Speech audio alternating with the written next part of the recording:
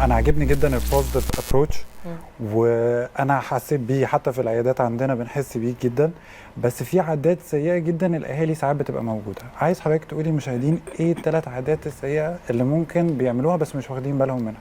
هي اول عاده ان احنا كلنا كبارنتس بنقول لاولادنا خشوا اغسلوا اسنانكم، اوكي، ونستناهم 3 4 دقائق ويبقى بالنسبه لنا خلاص غسلوا اسنانهم.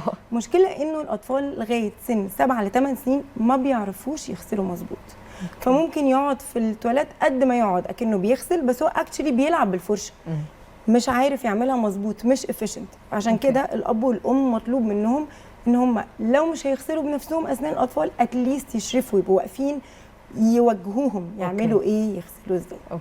تاني حاجه انه لما الاطفال بيغسلوا اسنانهم بالليل ما ياكلوش ولا يشربوا حاجه خالص قبل النوم غير ميه، لانه وانس اكلت او شربت حاجه حتى لو هيلثي خلاص عمليه التسوس هتبتدي اثناء النوم ويبقى كاننا ما غسلناش سنان. وللاسف ده داخل فيه البيبرونه والرضاعه الطبيعيه. بنسمعها كتير جدا. للاسف. وانا عارفه ان الموضوع ده صعب جدا، ان الام بعد ما صدقت الطفل نام بالظبط، بس اتليست بقطنه او شاشه تبقى مبلوله ومعصوره وتمشي بس على الاسنان كده بيها، والطفل هيكمل نومه ان شاء الله. انترستنج. وحضرتك في الوقت ده بتعلمي البيرنتس او الاهل ازاي يغسلوا اسنان اولادهم؟ بتبقى الزياره من سن سنه او 6 شهور من بعد ما اول سنه بتظهر.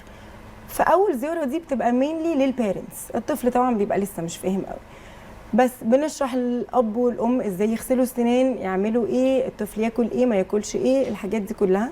حتى الببرونه بتاعت بالليل يا ريت بعد ما ندي اللبن ندي ببرونه فيها ميه، بلاش الحاجات اللي فيها شوجر وكده بالليل عشان الاطفال ما يناموش عليها ويزود التسوس. وطبعا لما الطفل بيكبر شويه بنوري له على موديل وبعد كده على بقه ايه طريقه غسيل الاسنان المظبوط.